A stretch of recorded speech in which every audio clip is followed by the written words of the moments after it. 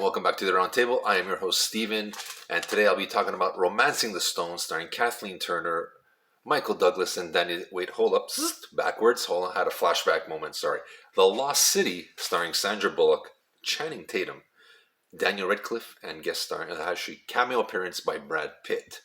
The Lost City, which looking at the commercials, reminded me of Romancing the Stone. So if anybody's old enough, it was kind of like the romantic version of Indiana Jones.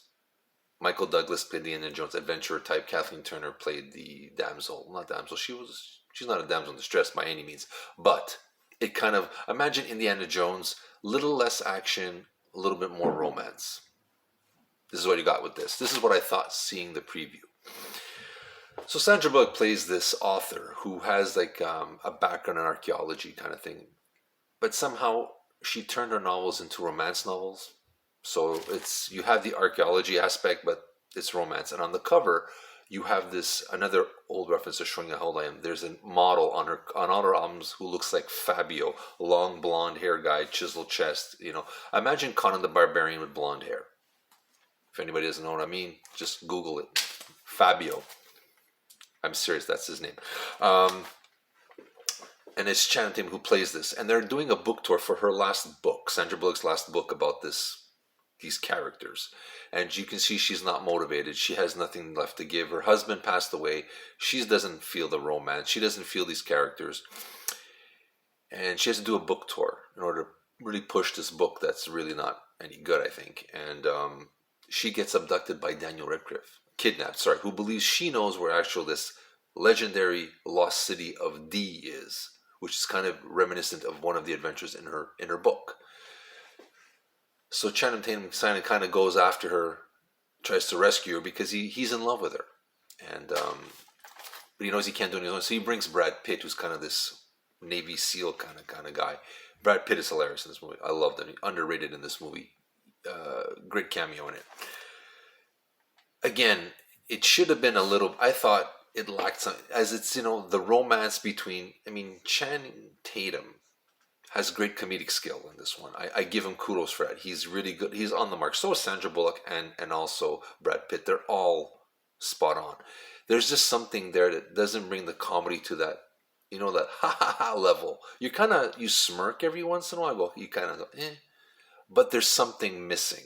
It's not as good as Romancing the Stone is, where I thought it was like, that's the standard of that for me. For action, adventure, romance, kind of, that was always been the high ground, So it's not as funny. There has its moments, but there hasn't been anything like this in years. So, it's kind of new to a lot of people. People working in the theater were like, oh my god, it's like a romantic comedy and with adventure. It's different. It's like Uncharted with romance. I think that's it. Uncharted with romance. That's what I'll give for the new generation. With that being said, it's a decent movie on a cheapy night. Or if it's gonna I think it's gonna go on streaming services eventually. If you can get it cheaper, go for it. It's decent. I wish the comedy could have been better.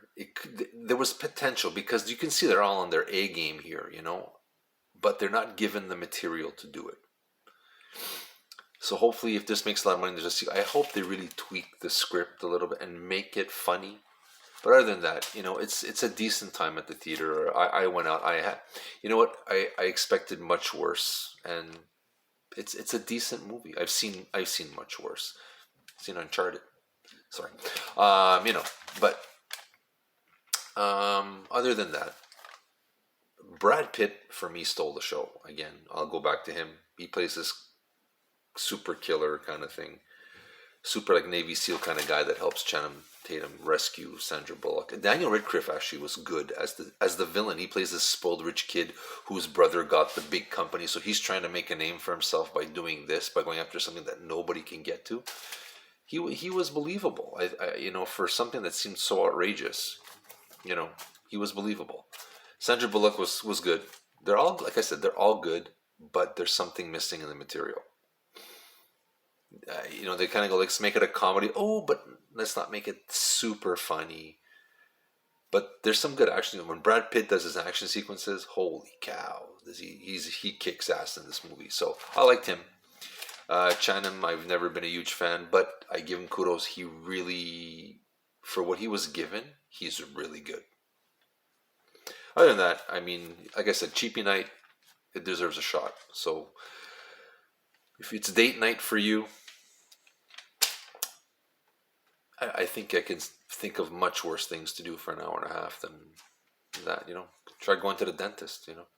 But hey, that's me. So this is the Stephen Pluto from the Round Table saying Lost City.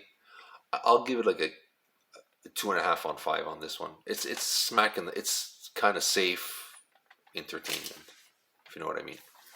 It is what it is. Okay, lighthearted fun. So again, Cheapy Night, The Lost City.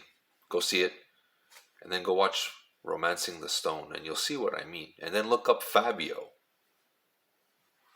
You'll see what I mean. You'll get it. You'll get the references a lot better that way. Okay? This is Stephen from the Round Table saying, live the dream, good luck, and if you find the Lost Island, send me a couple of jewels my way, okay? Take care. Bye.